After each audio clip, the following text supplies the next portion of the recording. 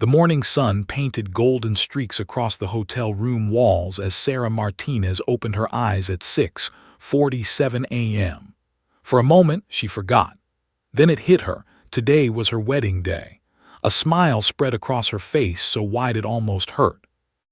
At 29 years old, after 3 years of dating and a year-long engagement, she was finally marrying David Chen, the man who made her laugh until she cried, who brought her coffee in bed every Sunday, who proposed on the same beach where they'd have their ceremony. "You're awake early," her maid of honor, Jessica, mumbled from the other bed.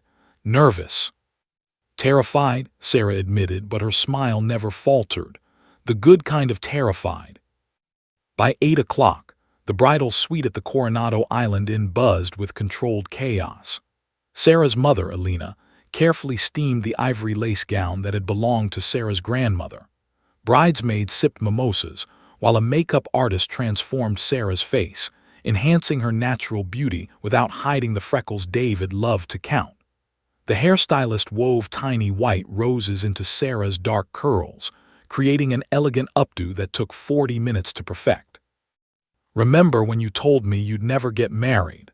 Jessica teased, holding up Sarah's veil, a delicate cathedral-length masterpiece with hand-sewn pearls along the edges.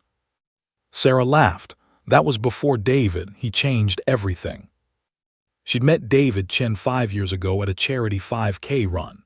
He was a software engineer with a terrible sense of direction who'd gotten lost on the course. Sarah, a kindergarten teacher training for her first marathon, had guided him back to the finish line. They'd grabbed coffee afterward, talked for 4 hours, and David later confessed he'd gotten lost on purpose after seeing her smile.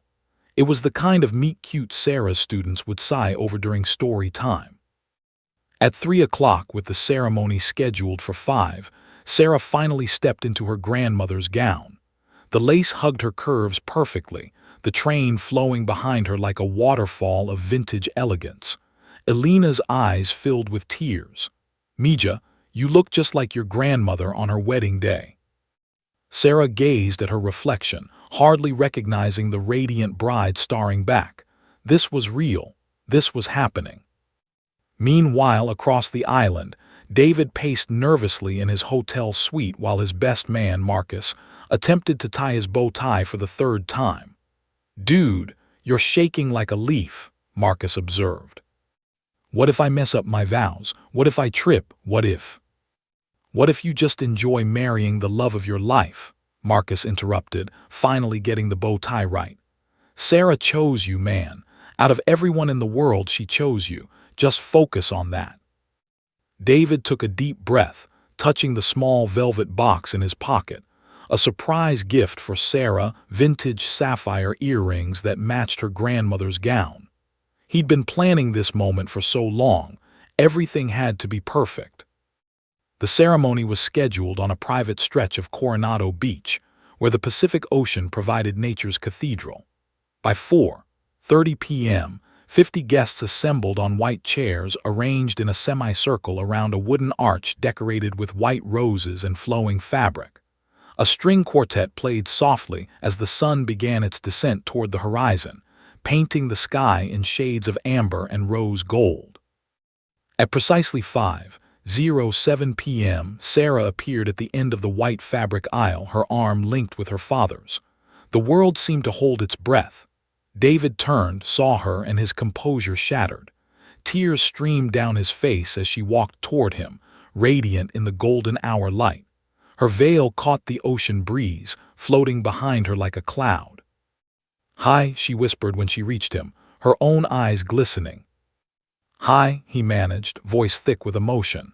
"You're so beautiful I can't breathe." The ceremony was intimate and perfect. They'd written their own vows, and when Sarah promised to love him through every bug he refuses to kill and every terrible navigation decision, the guests erupted in laughter. When David vowed to bring her coffee in bed until they were old and gray, and probably spill it sometimes because he'd be old and shaky, Sarah laughed through her tears. "I now pronounce you husband and wife," the officiant declared as the sun kissed the horizon. "You may kiss your bride." David pulled Sarah close, kissing her as waves crashed behind them and their guests cheered. In that moment, everything was perfect. Everything was exactly as it should be. The reception followed on the hotel's terrace, a small, elegant affair with twinkling lights, a three-tier cake, and a first dance to their song, "Can't Help Falling in Love." Sarah's students had sent a video message that made her cry. David's grandmother, 92 and sharp as ever, gave a toast about lasting love that had everyone reaching for tissues.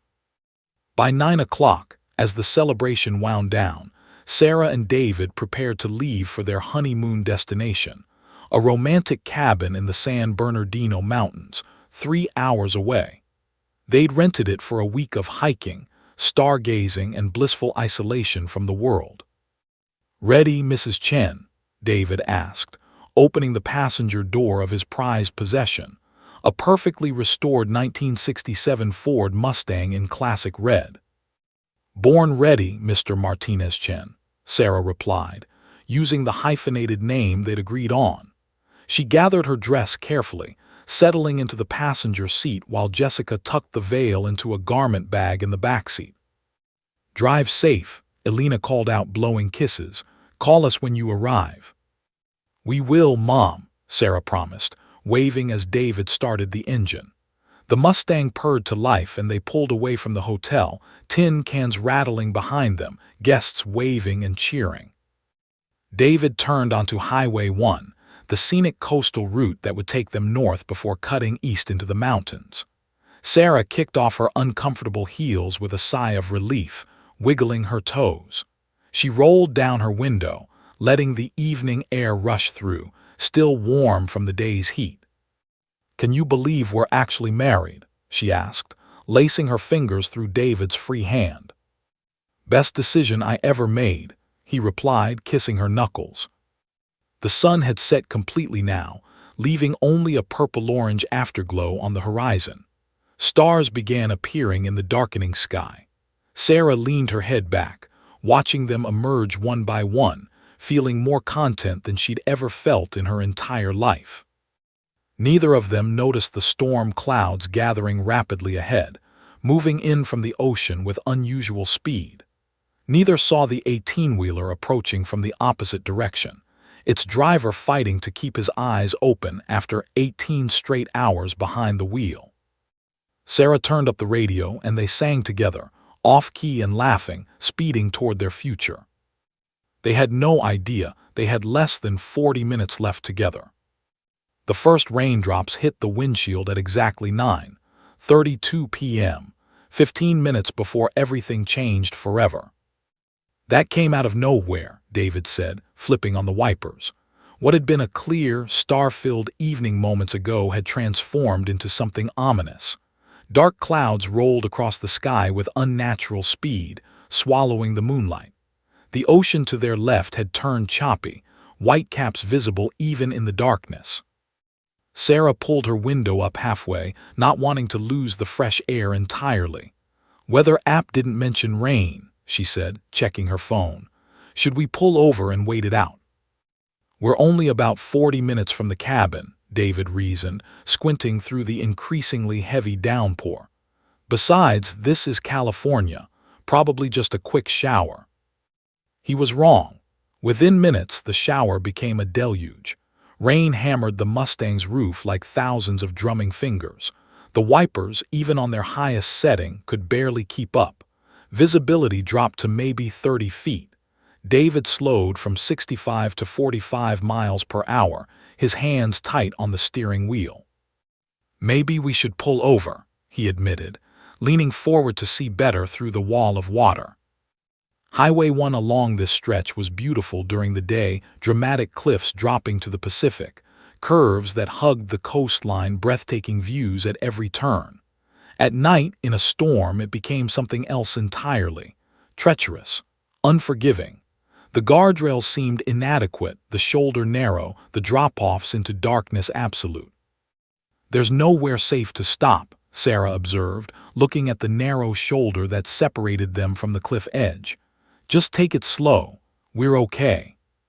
She reached over and squeezed his hand, trying to calm both of them. In her other hand, she clutched the velvet box containing the sapphire earrings David had surprised her with at the reception. She'd been admiring them every few minutes, holding them up to catch the dashboard light, completely enchanted. At 9:44 p.m., David navigated a particularly sharp curve, the Mustang's tires gripping the wet asphalt. The road straightened for a brief stretch, maybe half a mile of relative ease before the next series of curves. David exhaled with relief. "See, we've got this," Sarah encouraged. "Just a little further and—" The headlights appeared without warning. 1 second the road ahead was empty, illuminated only by the Mustang's high beams cutting through rain. The next second, blinding white lights filled their vision, crossing the center line, heading straight toward them at highway speed. "David!" Sarah screamed. Time fractured into slow-motion horror. David's reflexes kicked in instantly. He yanked the steering wheel hard to the right, toward the cliff edge, the only direction available. The oncoming truck, an 18-wheeler with a driver who'd been awake for 18 straight hours hauling freight from Seattle to San Diego, swerved back into its lane too late, missing them by inches but forcing the Mustang off the road entirely. The right front tire caught the shoulder's edge. David overcorrected, turning the wheel left, but the rain-slicked road offered no grip. The Mustang hydroplaned, spinning sickeningly. Sarah felt her body slam against the seatbelt as centrifugal force threw her sideways. David's hands fought the wheel, pumping the brakes, doing everything right, but physics and weather conspired against him. The guardrail approached in slow motion, old, rusty, inadequate. The Mustang hit it at 43 miles per hour. Metal shrieked. The guardrail exploded outward like it was made of cardboard, and then they were airborne. The sensation of falling defied description. Sarah's stomach lurched into her throat. She saw the darkness beyond the windshield, not sky, not road, just absolute black emptiness. David's hand found hers, squeezed once, hard, a wordless goodbye compressed into a single gesture. "I love," Sarah started to say. The Mustang's nose hit first, slamming into the rocky embankment. The impact was catastrophic. The airbags deployed with explosive force, the sound like a bomb detonating inside the car. Sarah felt her head snap forward, then back, then forward again. Pain erupted everywhere at once, her chest, her neck, her legs. The world became a kaleidoscope of spinning, breaking, crunching metal and shattering glass. The car rolled, once, twice. Sarah's world tumbled, sky ground, sky ground. Her wedding dress tangled around her legs. Something sharp sliced across her ribs. The earring box flew from her hand, disappearing into the chaos. She heard David make a sound, a grunt or maybe a cry, cut brutally short. Then silence. Absolute, ringing silence broken only by the hiss of rain and the tick-tick-tick of the Mustang's dying engine. Sarah tried to open her eyes. One opened, the other wouldn't. Something warm and wet ran down her face, blood or rain, she couldn't tell. The darkness was complete. They'd rolled so far down the embankment, hidden in dense brush and trees, that even the highway lights above didn't reach them. "David," her voice came out as a whisper, barely audible even to herself. "David, are you okay?" Nothing, no response. She tried to move and immediately regretted it. Pain exploded through her torso, white-hot, all-consuming agony that made her vision blur. Something was very wrong inside her chest.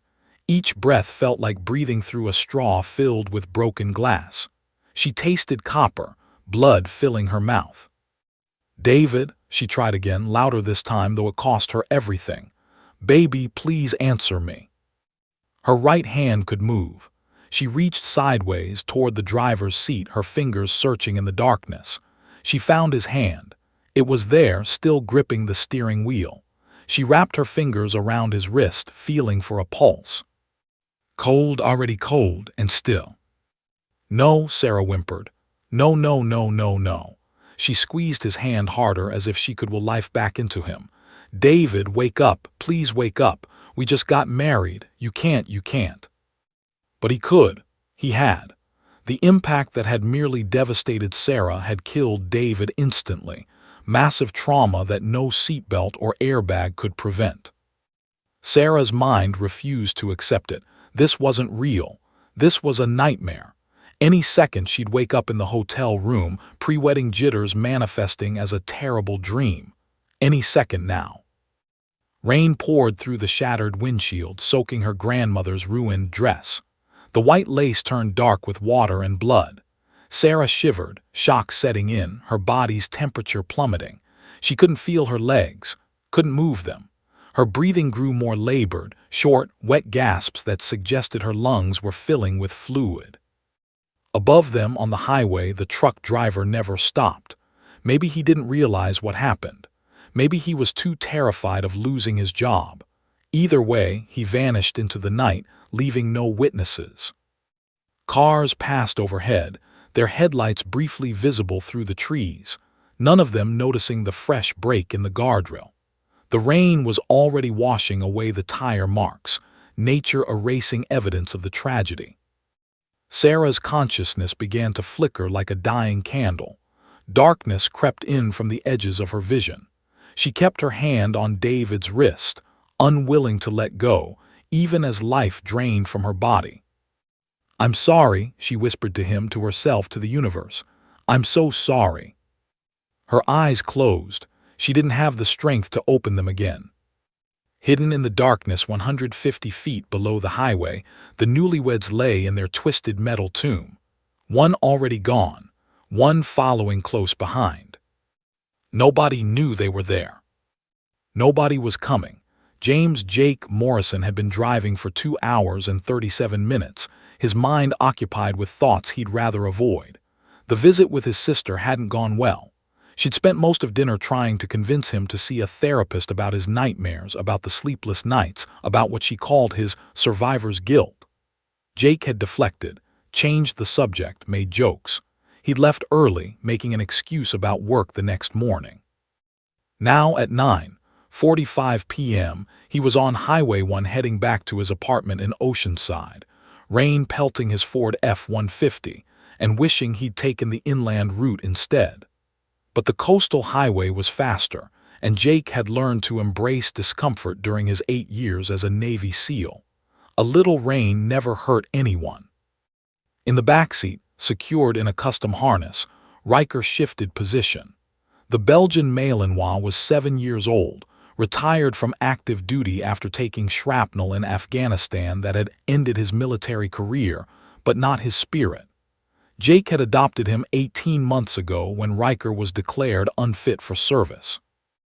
They'd served together on 3 deployments, trusted each other with their lives, and when Jake left the team 6 months after Riker's injury, adopting his former partner was the easiest decision he'd ever made. "Almost home, buddy," Jake said, glancing in the rearview mirror. Riker's ears perked up at his voice but then swiveled forward, focusing on something ahead. The rain intensified, turning the windshield into a waterfall even with the wipers on full blast. Jake slowed to 40 miles per hour, his hands steady on the wheel. He'd driven through worse: sandstorms in Iraq, monsoons in Southeast Asia, blizzards during winter warfare training in Norway. This was nothing. At 9:51 p.m., his headlights swept across a broken section of guardrail on the right side of the road. Most drivers would have missed it, just a brief glimpse of twisted metal in the darkness, easy to dismiss as old damage from a previous accident. Jake's eyes, trained through countless combat missions to notice anomalies, caught it immediately. Fresh damage. The metal was bright where it had torn, not rusted. No caution tape, no warning signs, no debris cleared away. His foot moved toward the brake, but he hesitated. It was probably nothing.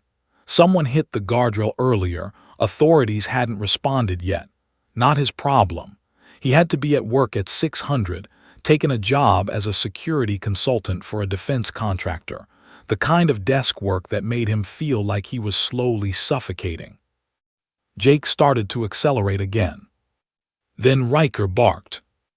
Not a normal bark. The bark. Sharp, urgent, insistent. The The same bark he'd used in Helmand Province when he detected an IED buried in the road, saving Jake's entire squad. The same bark he'd used when he'd alerted to a Taliban fighter hiding in a supposedly cleared building.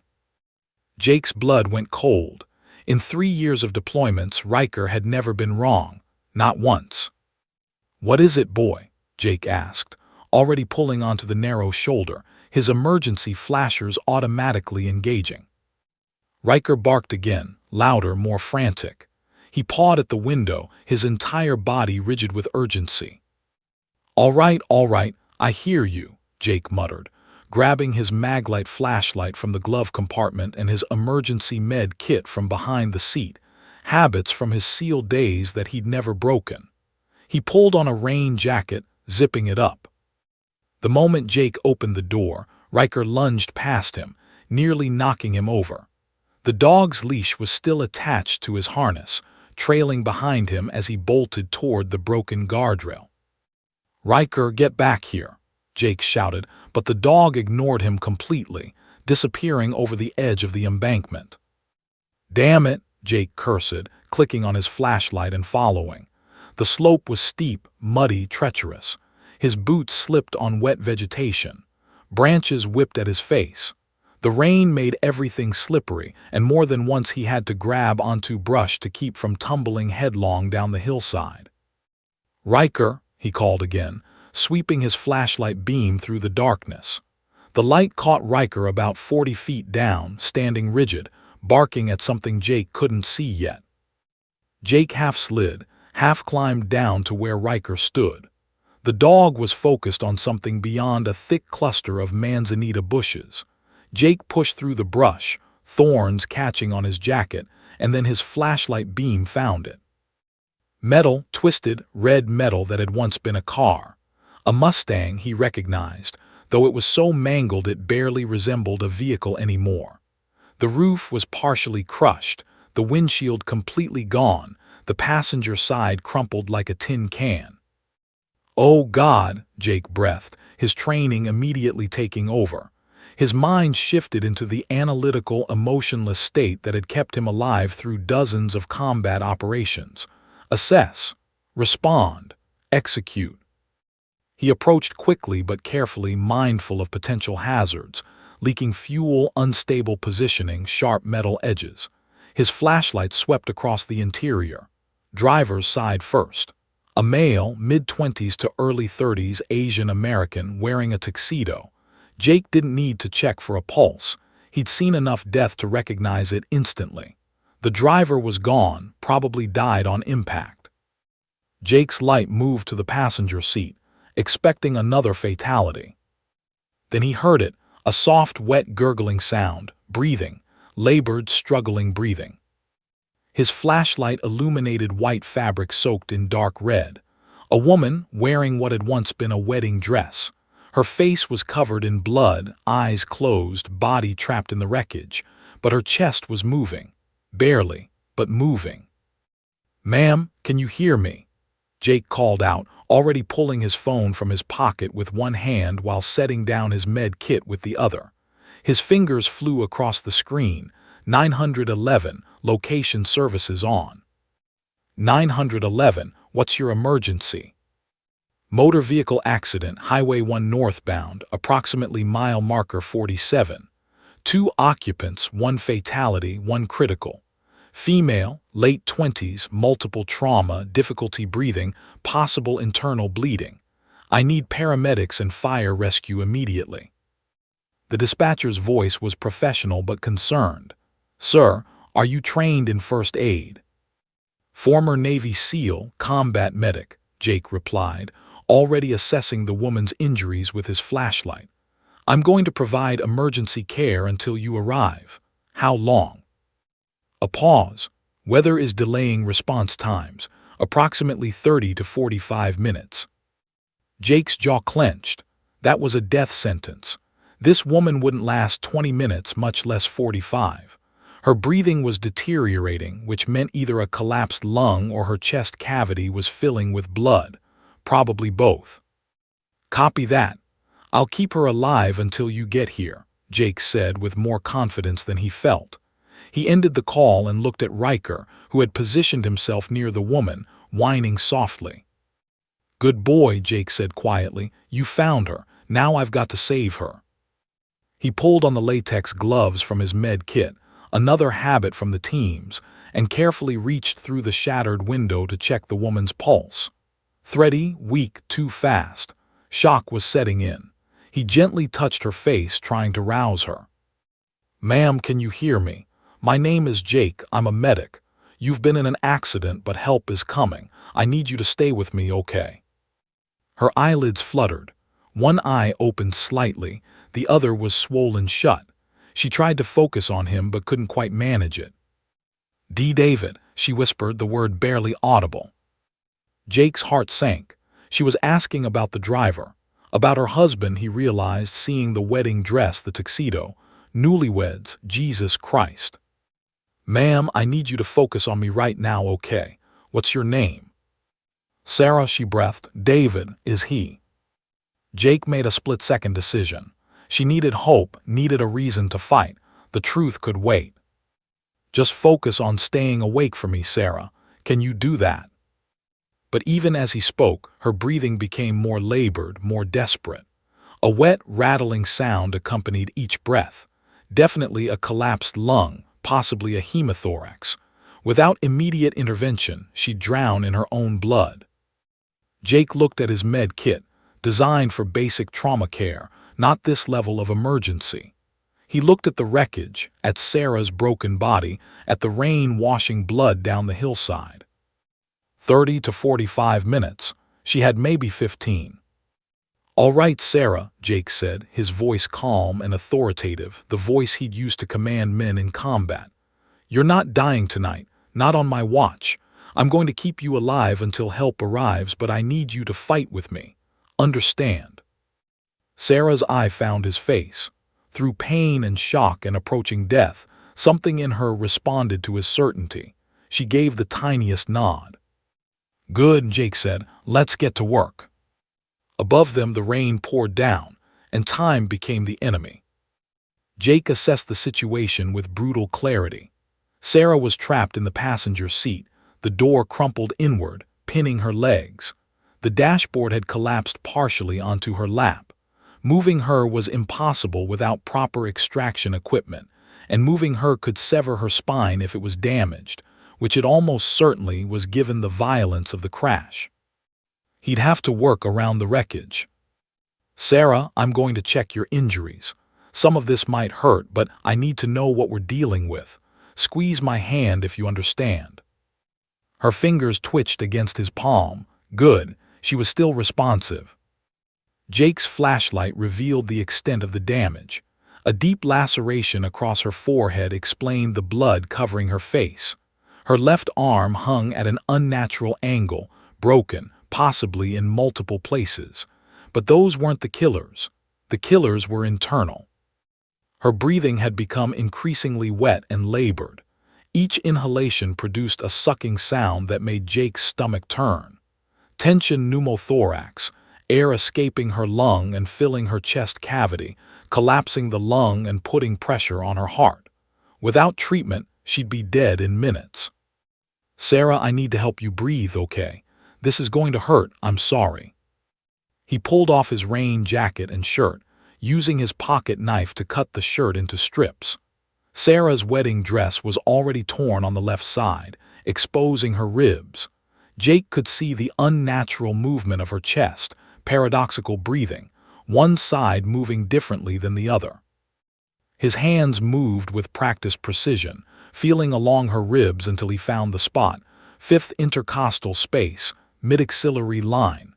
In a hospital with proper equipment, he'd insert a chest tube. Here, in the darkness and rain with only a basic med kit, he'd have to improvise. "This is really going to hurt," he warned, "but it'll help you breathe on 3, 1, 2. He didn't wait for 3. Using the largest bore needle from his kit, meant for IV insertion but it would have to do, he pushed it between her ribs into the pleural space. Sarah screamed, a sound that tore through the night and made Riker whine in distress. Air hissed out around the needle, the tension released. Sarah gasped, and this time air actually entered her lungs. Her breathing, while still labored, improved marginally. "That's it," Jake encouraged, using the cloth strips to secure the makeshift chest decompression. "You're doing great, Sarah. Keep breathing for me." But he knew this was just buying time. She was still bleeding internally, her abdomen was distended, rigid to the touch. Liver laceration, maybe spleen rupture. Without surgery, she'd bleed out. All he could do was slow the process. Jake pulled emergency blankets from his kit, tucking them around her as best he could. Hypothermia would kill her as surely as her injuries. Riker seemed to understand, pressing his warm body against Sarah's side, lending his heat. "Tell me about your students," Jake said, needing to keep her conscious. "You're a teacher, right? I saw your dress. You just got married today." "Kindergarten," Sarah whispered, her voice barely audible above the rain. 23 students, they made me cards." "That's beautiful. What are their names? Tell me about them." It was a combat medic's trick. Keep the casualty talking. Keep them focused on something other than pain and fear. Jake had used it dozens of times in Afghanistan, sitting with wounded soldiers and Marines, talking about their families, their hometowns, their dreams, anything to keep them tethered to life until the medevac arrived. "Emma, she's 5, wants to be an astronaut," Sarah managed, each word an effort. "Miguel, he brings me flowers from his mom's garden. Zoe, she..." Sarah's eye closed. "No, no, no, Sarah, stay with me." Jake tapped her cheek firmly. "Tell me about Zoe. What does Zoe do?" Sarah's eye fluttered open. She hugs me every morning, says I'm her favorite." "Those kids need you to come back to them," Jake said intensely. "You hear me? 23 kindergartners are waiting for their teacher. You don't get to quit on them." He checked his watch. Only 8 minutes had passed since his 911 call, 37 more minutes minimum. Sarah's pulse was getting weaker, faster, tachycardia from blood loss. Her blood pressure was probably bottoming out. Hypovolemic shock was setting in. Jake applied pressure to the visible wounds, trying to staunch bleeding, but the real damage was inside where he couldn't reach. He elevated her legs as much as the wreckage allowed, trying to keep blood flowing to her vital organs. "David," Sarah suddenly murmured. Where's David? I can't see him." Jake's jaw tightened. He glanced at the driver's seat, at the man who died instantly, probably without even knowing what happened. The kind of death soldiers hoped for: quick, painless, over before fear could register. But it left behind the survivors to suffer. "Don't worry about David right now," Jake said, evading. "Focus on you. Focus on staying awake." "He's dead, isn't he?" Sarah's working eye found Jake's face in the flashlight's glow. "I felt his hand. It was cold." The directness of the question caught Jake off guard. He'd lied to dying men before, told them they'd be fine when he knew they wouldn't be. Sometimes mercy wore the mask of deception, but something in Sarah's gaze demanded truth. "Yes," Jake said quietly. "I'm sorry, but you're alive, Sarah. You're still here, and I'm going to make sure you stay that way." A tear rolled down her bloody cheek, mixing with rain. "We got married 4 hours ago." "I know, I'm so sorry." "I want to go with him," she whispered. "It hurts so much. Just let me go." "No," Jake's voice turned hard, commanding. "You don't get that choice. Those 23 kids, they need you. Your parents need you. Your friends need you. David would want you to live. You know I'm right." Sarah's breathing hitched, partly from emotion, partly from failing lungs. "How do you know what he'd want?" "Because I've held dying men's hands," Jake said, his voice rough with emotion he usually kept buried. "And every single one, when they knew they weren't making it, asked me to tell someone they loved that they should keep living, keep loving, not give up. That's what they all wanted." 15 minutes had passed. Sarah's lips were turning blue. Her pulse was thready under Jake's fingers. She was slipping away despite everything he was doing. "Sarah, look at me," Jake commanded. "Look at me." Her eye opened, unfocused. I made it through 3 deployments in Afghanistan. I survived firefights, IED blasts, missions that should have killed me. You know why I'm alive? Because I'm too stubborn to die. And right now I'm lending you that stubbornness. You're going to survive because I'm not going to let you quit. Understand? Tired, Sarah breathed, so tired. I know, but you stay awake. That's an order. Jake kept talking, kept checking her pulse, kept adjusting the blankets, kept her engaged.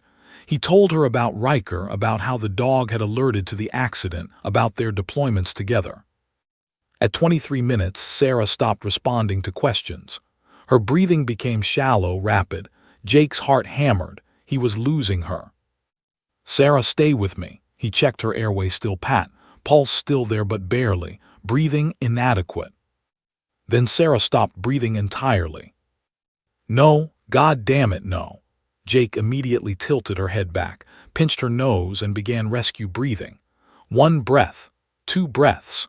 Watching her chest rise with each breath he forced into her lungs, being careful not to cause more damage to her ribs, but knowing that more damage didn't matter if she was dead. Come on, Sarah, breathe. 1 breath, 2 breaths. He checked for a pulse, still there, weak but present. Her heart was still fighting even if her lungs had given up. 3 breaths, 4 breaths. Jake's lips were covered in her blood, reigned the metallic taste of trauma. 5 breaths, 6. Sarah suddenly gasped on her own, coughing violently, blood spraying from her mouth. But she was breathing. Her eye opened, wide with terror and pain. That's it, Jake encouraged, supporting her head. Keep breathing, Sarah. You're doing it. Just keep fighting. In the distance, finally, Jake heard the most beautiful sound in the world. Sirens. Hear that? Help's coming. You're going to make it. Jake checked his watch. 31 minutes since his call. The paramedics had made good time despite the weather. Red and blue lights appeared above on the highway. Voices called down through the rain. Down here, Jake shouted. Female patient, critical condition. I need a basket stretcher and your fastest evac. Riker barked, adding his voice to Jake's, marking their position. Flashlights appeared on the slope. Paramedics and firefighters descended with equipment. Jake stayed with Sarah, maintaining pressure on her wounds, talking to her, refusing to let her slip away in these final moments. You made it, he told her as the first responders reached them. You fought and you won. Don't stop now.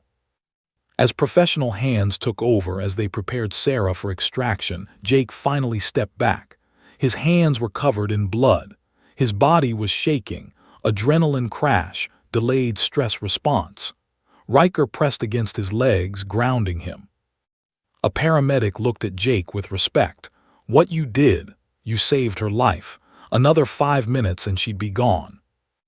Jake watched as they carefully extracted Sarah from the wreckage, securing her to a backboard, starting IV lines, intubating her to protect her airway. The efficiency of trained professionals doing what they did best. But he'd kept her alive long enough for them to arrive. That had to be enough. The extraction took 12 agonizing minutes. Firefighters worked with hydraulic tools to peel back the crumpled metal pinning Sarah's legs, while paramedics maintained her airway and pushed fluids through IV lines, trying to replace the blood she'd lost. Jake stood back, giving them space to work, but he couldn't look away.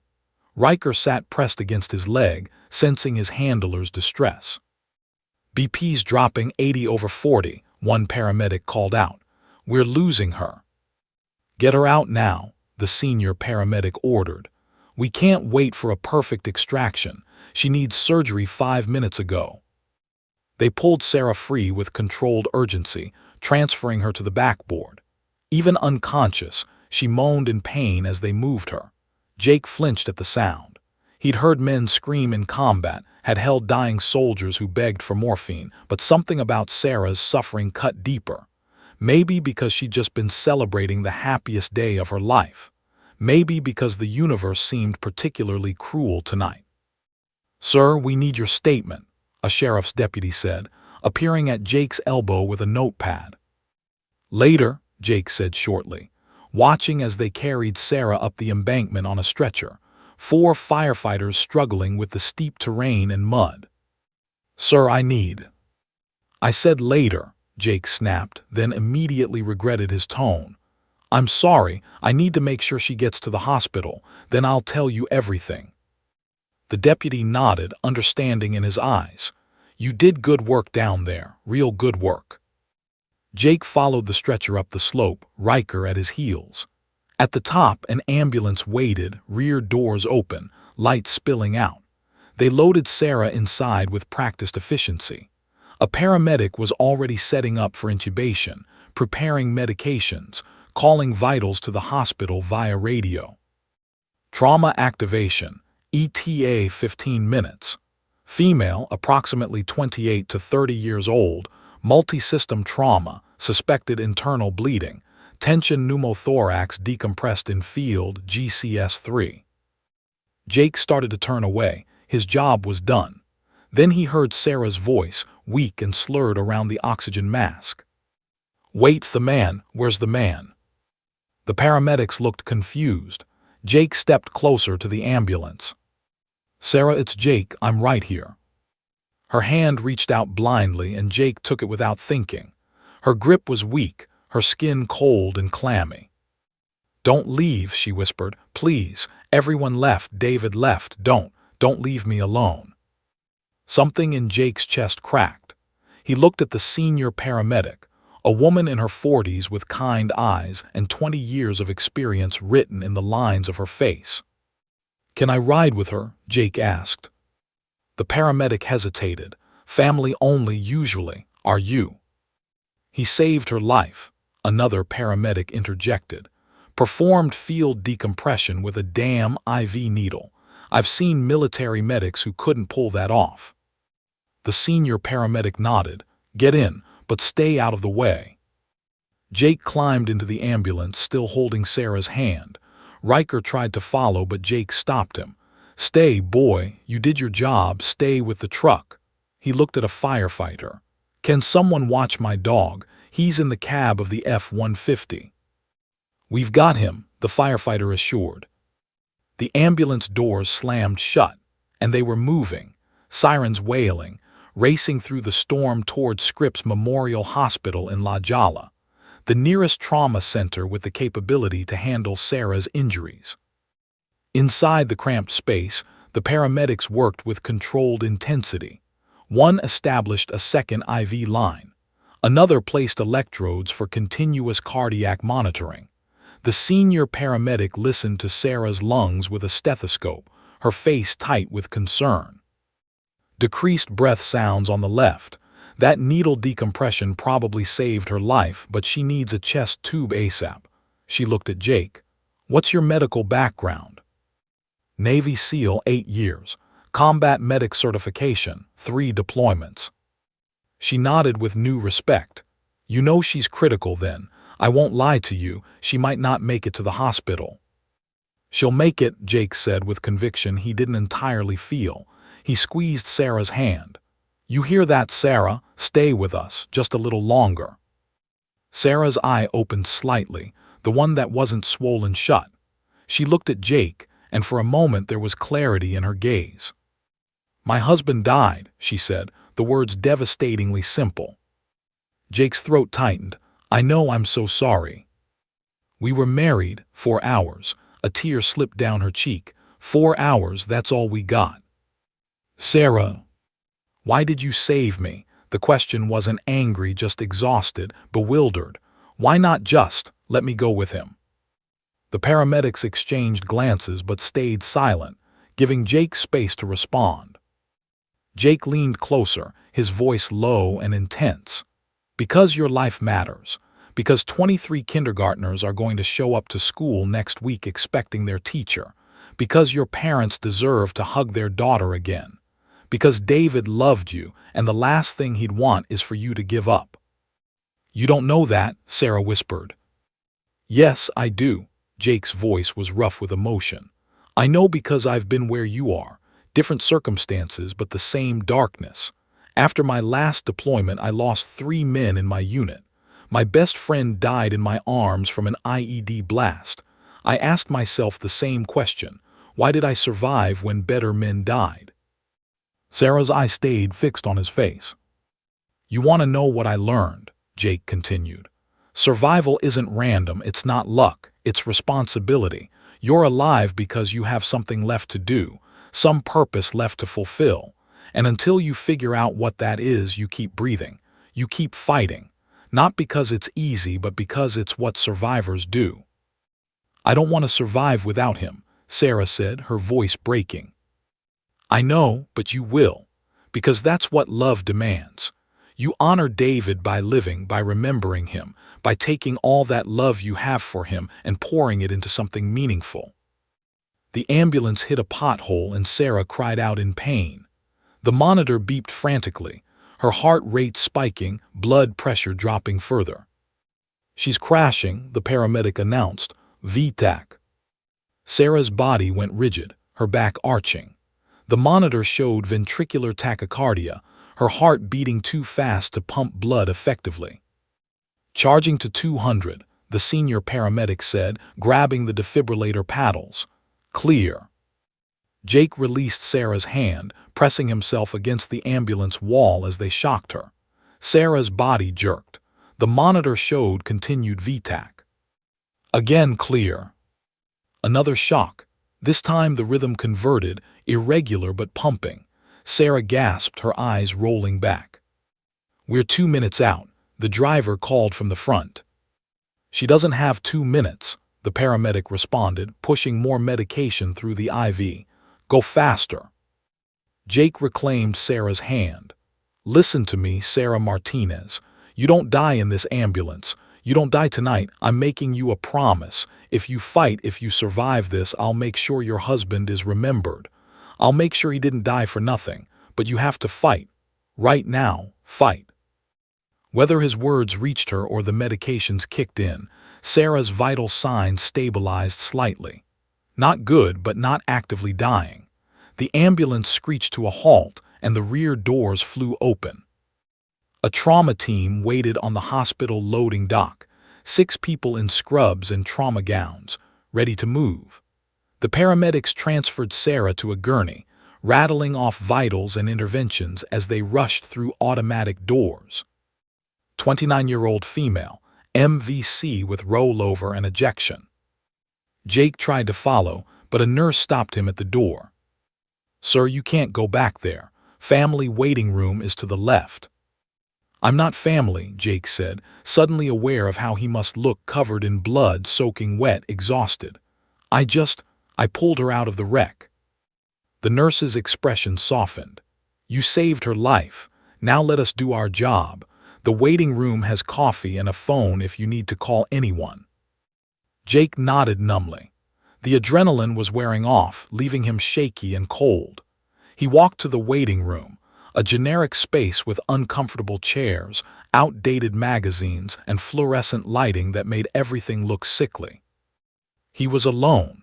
He realized he didn't even know Sarah's last name, didn't know who to call or if anyone even knew about the accident yet. Jake sat down heavily, buried his face in his hands, and for the first time in 6 years, he allowed himself to cry. For Sarah, for David, for all the people he'd saved and all the ones he couldn't, for the weight of survival that pressed down on shoulders of those left behind. His phone buzzed, a text from the sheriff's deputy, "Your dog is at the station, safe. Come give statement when ready." Jake texted back, "Thank you, I'll be there soon." But he didn't move. He sat in that waiting room, covered in a stranger's blood, waiting to hear if his promise meant anything at all. If Sarah lived or died. If fighting was enough. Sarah woke in fragments. First there was sound, steady beeping, hushed voices, the soft whoosh of machines breathing for someone. Then sensation, a tube down her throat making her gag, restraints on her wrists preventing her from pulling it out, pain radiating from everywhere and nowhere simultaneously. Finally, light, harsh fluorescent brightness that made her working eye water. A face appeared above her, female, middle-aged, wearing scrubs with cartoon teddy bears. "Sarah, you're in the hospital. You were in a car accident. Don't try to talk, you have a breathing tube. Squeeze my hand if you understand. Sarah squeezed, though the effort exhausted her. Good, you've been in surgery. You're going to be okay, just rest now. But Sarah's mind was already racing, memories crashing back like waves. The wedding, David's smile, the rain, the headlights, the fall, the darkness. David. She tried to speak around the tube, making desperate sounds. The nurse understood immediately, her expression shifting to profound sadness. I'm so sorry, honey. Your husband didn't survive the accident.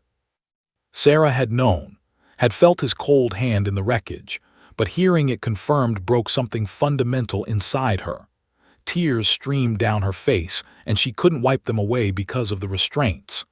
The nurse held her hand, and Sarah gripped it like a lifeline, sobbing silently around the breathing tube. The first 72 hours were a blur of surgeries, medications, and grief so heavy it felt like drowning. They'd removed her spleen, repaired her liver, inserted a chest tube, stabilized her spine with rods and screws. 14 broken bones.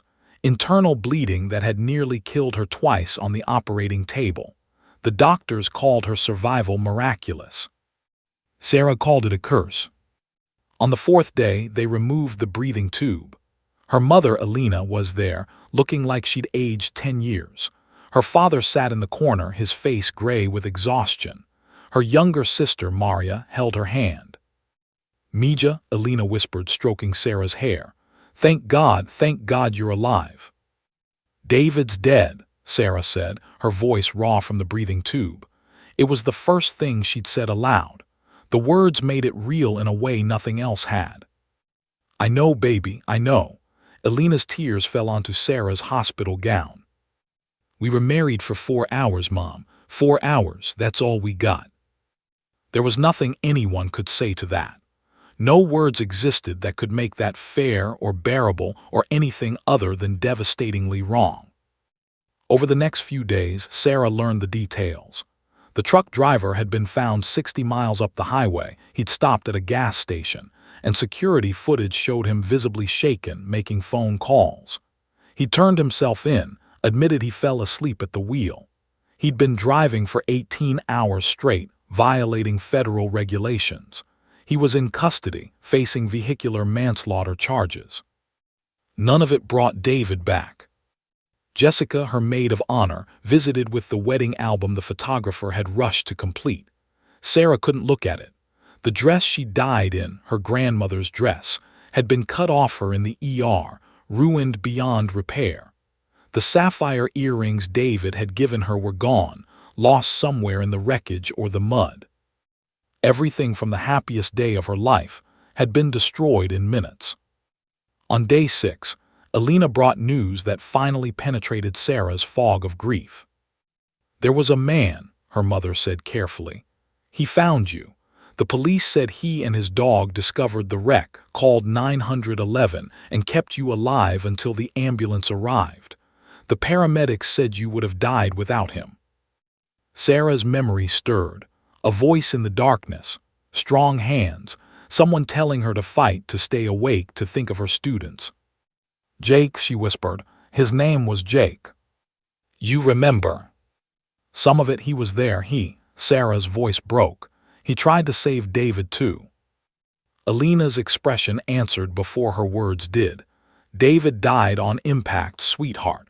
There was nothing anyone could do, but this man, Jake, he performed some kind of emergency procedure on you, kept you breathing.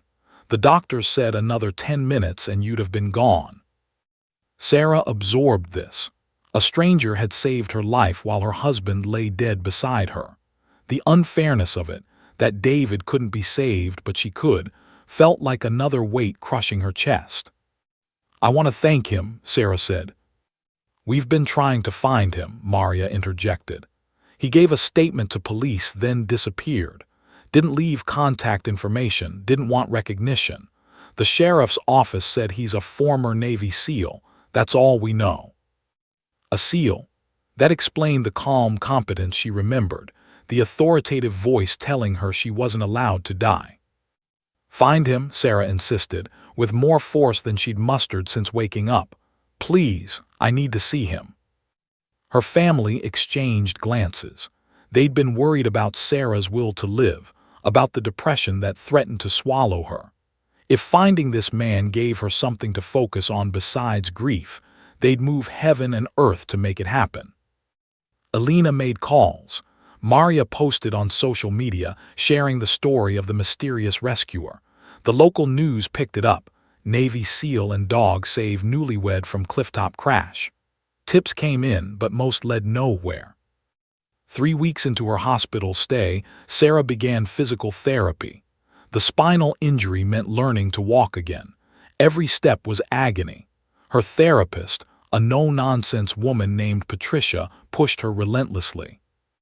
"Your husband would want you to fight," Patricia said during a particularly brutal session. "Don't talk about my husband," Sarah snapped, tears of pain and frustration streaming down her face. "Why not? You think he'd want to see you give up, lie in that bed and waste the life someone risked everything to save?" Sarah wanted to hate Patricia for those words, but she couldn't, because they were true. David had been kind, optimistic, full of life. He would hate seeing her like this. That night Sarah looked at the wedding album for the first time. David's face, so full of joy as he said his vows. Their first dance. The kiss. All of it frozen in time just hours before everything ended. "I'm sorry I lived," she whispered to his photo. "I'm sorry it was me instead of you." But even as she said it, something stirred inside her. The man who'd saved her, Jake, had promised something in the ambulance. She remembered now, fragments of his voice cutting through pain and darkness. He'd promised that David wouldn't be forgotten, that his death wouldn't be meaningless. Sarah didn't know how to make that true yet, but she knew the first step was surviving.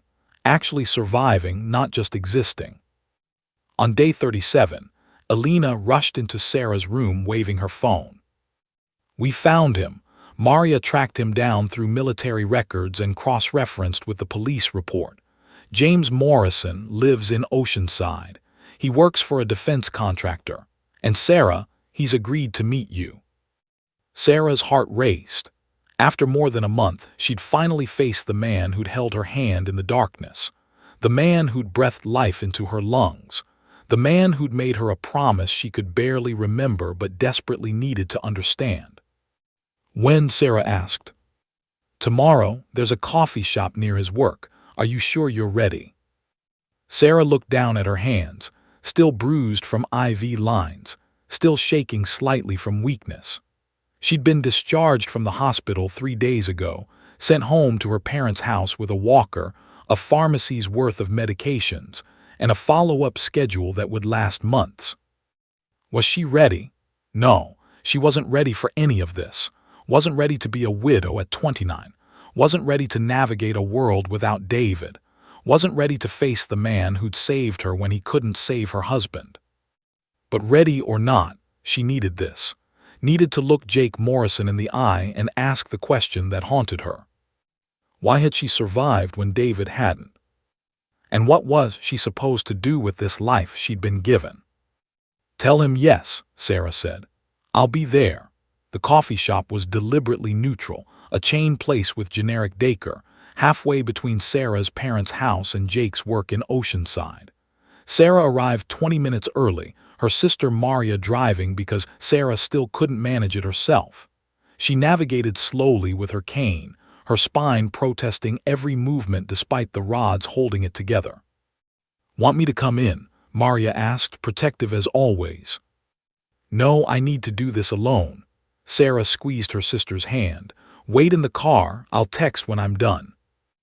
Inside, Sarah chose a corner table where she could sit with her back to the wall, a new habit born from feeling vulnerable. She ordered tea she didn't drink and watched the door with a mix of anticipation and dread. Jake arrived exactly on time. Sarah recognized him instantly, though he looked different than the blood-covered figure from her fragmented memories. He wore jeans and a faded military t-shirt, his hair military short, his movements economical and precise. And beside him, on a service dog vest and leash, was Riker. The Belgian Malinois' eyes scanned the room with the same alertness as his handler. When Riker's gaze landed on Sarah, his ears perked forward. He pulled slightly toward her, and Jake allowed it. Sarah's breath caught. This dog had found her, had saved her life as surely as Jake had. Jake approached the table and Sarah struggled to stand. Her cane clattered to the floor. Jake caught it before she could bend down, his reflexes lightning fast. "Please don't get up," he said quietly, handing her the cane. "You're still recovering." "Thank you." Sarah sat back down, and Jake took the seat across from her. Riker settled at his feet but kept his eyes on Sarah. For a long moment, neither spoke. The coffee shop noise, espresso machines, conversation, indie music filled the silence. "I don't know how to do this," Sarah finally admitted, her voice trembling. "I don't know what to say to the person who saved my life." Jake's jaw tightened. "You don't need to say anything. I did what anyone would do." "That's not true." Sarah leaned forward. "The police told me what you did. The paramedics told my mother. You performed an emergency procedure with equipment meant for something else. You kept me breathing when I stopped. You stayed with me in the rain for almost an hour. That's not what anyone would do." Jake looked away, uncomfortable with the praise. "I had medical training. I was just in the right place." "Or the wrong place, depending on how you look at it," Sarah said with unexpected bitterness. She immediately regretted her tone. "I'm sorry, that came out wrong." "No," Jake met her eyes and she saw understanding there. "You're angry you survived, I get that." "Do you?" The question came out sharper than intended. "Yes." Jake's voice was flat, controlled. "I've had friends die in my arms, good men, better men than me, and I walked away without a scratch.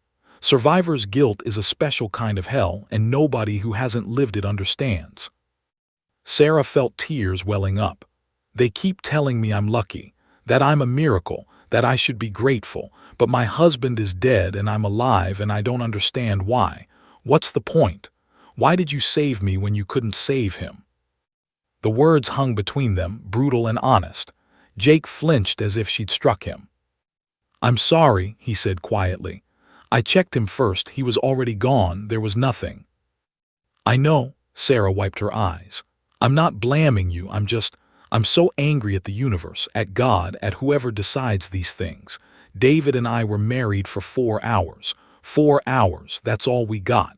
And now I'm supposed to what? Be grateful I survived. Move on. Pretend losing him doesn't make me wish I'd died too." Her voice had risen and other patrons glanced over.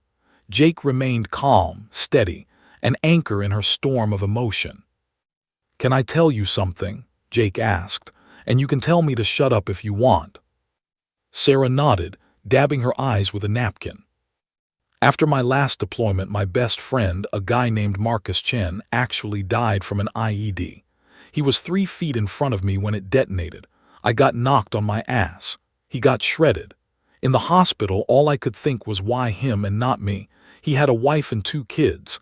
I was single with nobody waiting for me. It made no sense." Sarah listened, recognizing her own pain in his words.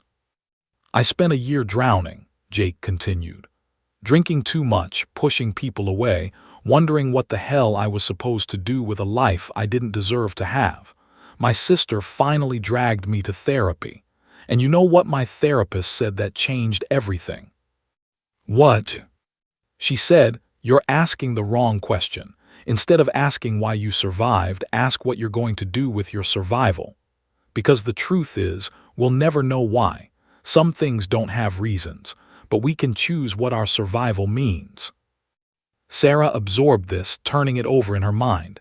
"What did you choose?" Jake gestured to Riker.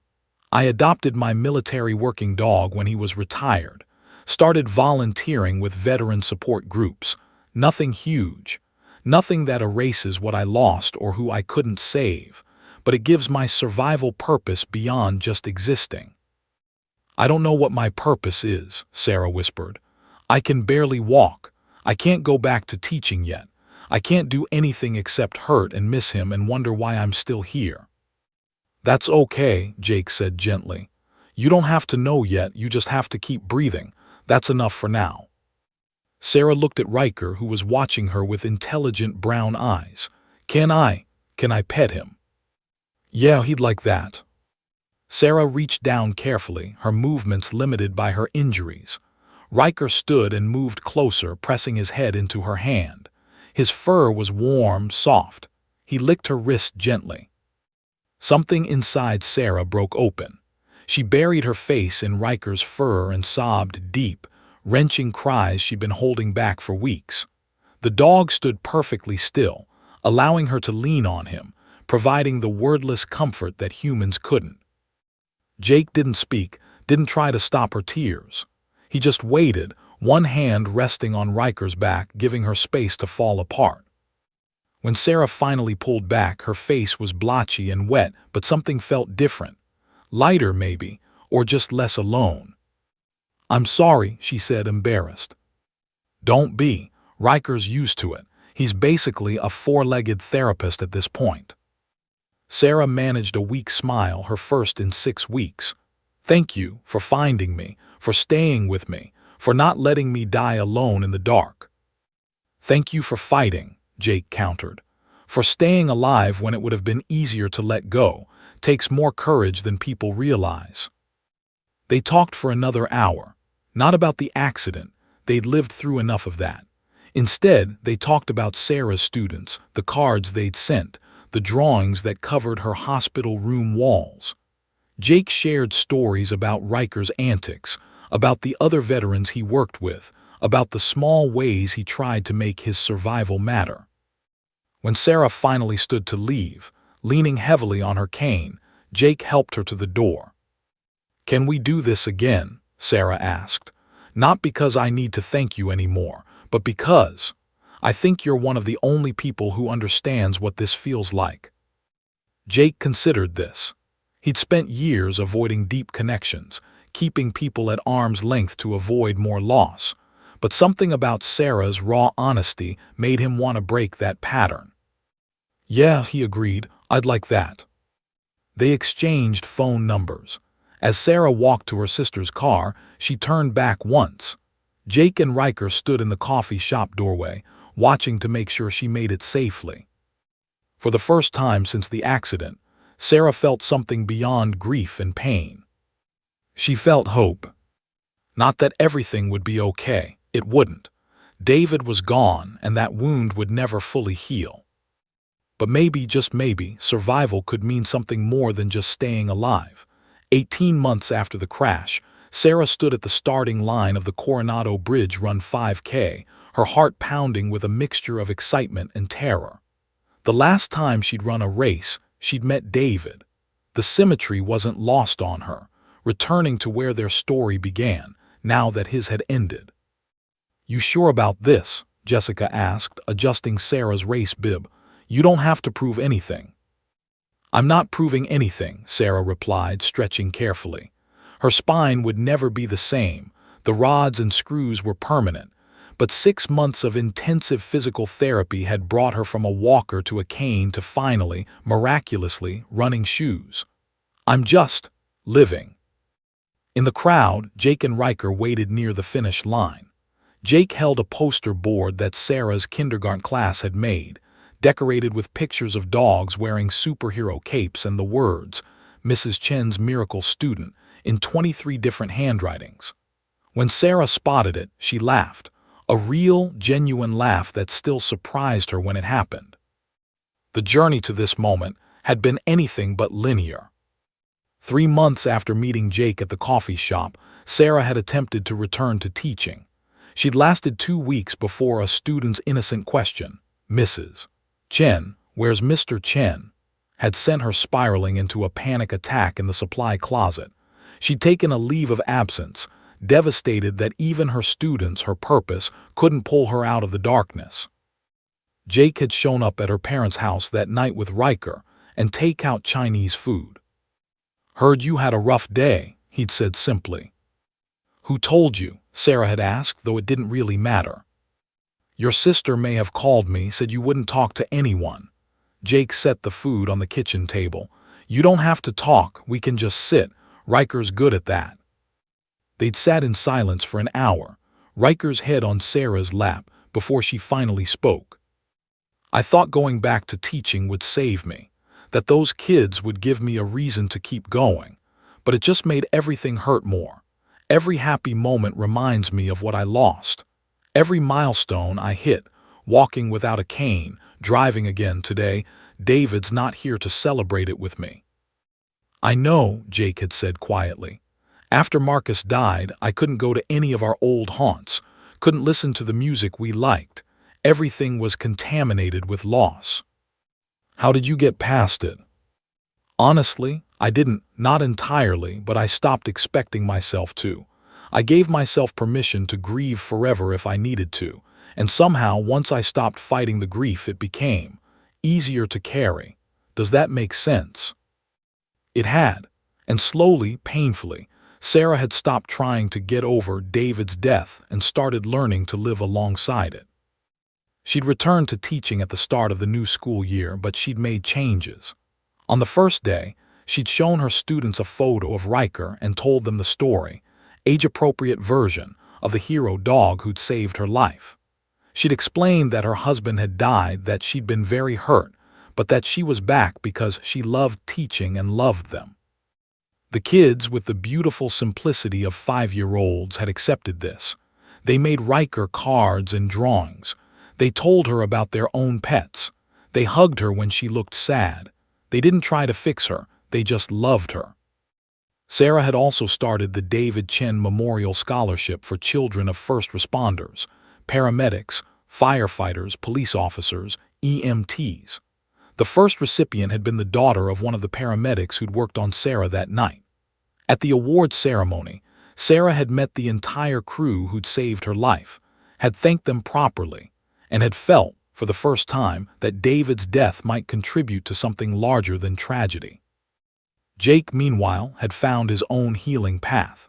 With Sarah's encouragement, he'd finally addressed his PTSD through therapy and had started training rescue dogs as therapy animals for veterans. Riker became a certified therapy dog, visiting VA hospitals and veteran support groups. Their friendship had become the unexpected foundation both needed. They texted daily, sometimes deep conversations about grief and survival, sometimes just memes and dog photos. They met for coffee every Sunday. They showed up for each other's hard days, anniversaries, holidays, the random Tuesday when breathing felt impossible. It wasn't romantic. Neither was ready for that and maybe never would be. But it was love of a different kind, the fierce, honest love between people who'd seen each other at their absolute worst and chose to stay anyway. Now, as the starting gun fired, Sarah began to run, slowly at first, mindful of her rebuilt body. Other runners streamed past her. This wasn't about winning. It was about moving forward. At the half-mile mark, her side cramped. At 1 mile, she wanted to quit. At 2 miles, she started crying, not from pain, but from the overwhelming realization that she was doing this. She was alive, truly alive, in a way she hadn't been since the accident. She thought about David with every step, imagined him cheering her on, felt his presence not as loss but as love that transcended death. The final stretch came into view. Jake and Riker were at the finish line, Jake's face split in a huge grin. Her students were there too. Jessica must have brought them, jumping and waving signs. Her parents, her sister, her fellow teachers, all waiting. Sarah's legs burned. Her lungs screamed. Her rebuilt spine protested. But she pushed harder, running toward all these people who loved her, who'd carried her through the darkness, who'd refused to let her give up. As she crossed the finish line, Jake was there to catch her when she stumbled, laughing and crying simultaneously. Riker barked joyfully, dancing around them. Her students mobbed her with hugs, all talking at once about how fast she was, how proud they were, how Mrs. Chen was the coolest teacher ever. "You did it," Jake said, steadying her. "I knew you would." "We did it," Sarah corrected, gesturing to everyone gathered. "All of us." Later, medals distributed and students returned to parents. Sarah and Jake sat on the beach where she'd married David. The same stretch of sand, the same ocean, but everything was different now. "I've been thinking," Sarah said, watching the waves, "about what you said, about choosing what our survival means." "Yeah, I think I'm starting to understand. David and I had 4 hours of marriage, but we had 5 years before that. 5 years of love and laughter and building a life. That doesn't disappear because he's gone. And I'm alive because someone, you and Riker, gave me a second chance. It would be a waste to spend that chance just wishing I was dead." "That's good, Sarah. That's really good. I'm not saying it doesn't still hurt. It does, every day. But now it hurts alongside other things, joy, purpose, gratitude. It's like," she searched for words, "it's like I'm learning to hold both, the grief and the living." Jake nodded, understanding in his eyes. "That's all any of us can do." Riker, lying between them, suddenly sat up and barked at a seagull. They both laughed. "What about you?" Sarah asked. "How are you doing? We always talk about me." Jake was quiet for a moment. "Better, the therapy helps, the work with the dogs helps, and honestly, knowing you're okay helps. Every time I see you thriving, teaching, running, living, it reminds me that sometimes we do save people, that sometimes it's enough." "It's more than enough," Sarah said firmly. "You gave me my life back. What I do with it is my responsibility, but having it at all, that's because of you." They sat in comfortable silence, watching the sunset paint the sky in shades of orange and pink, the same colors that had blessed Sarah's wedding day. "I miss him," Sarah finally said. "I'll always miss him." "I know. But I'm glad I'm alive. I'm glad I get to see sunsets and hug my students and sit here with you and Riker. I'm glad I survived." It was the first time she'd said those words and meant them completely. As darkness fell, they walked back to the parking lot together. Sarah moved without pain medication for the first time in 18 months. Her body would never be what it was, but it was strong enough. It was hers. It was alive. Same time next week, Jake asked at her car.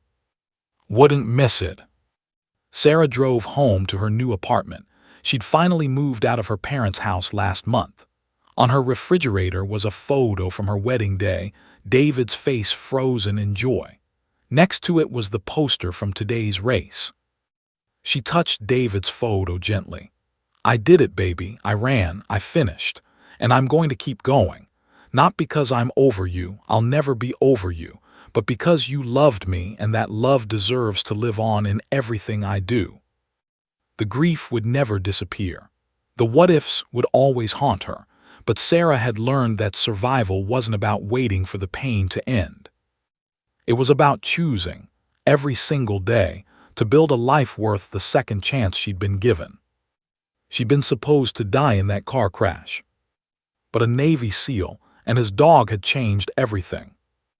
And now Sarah was determined to make that change matter.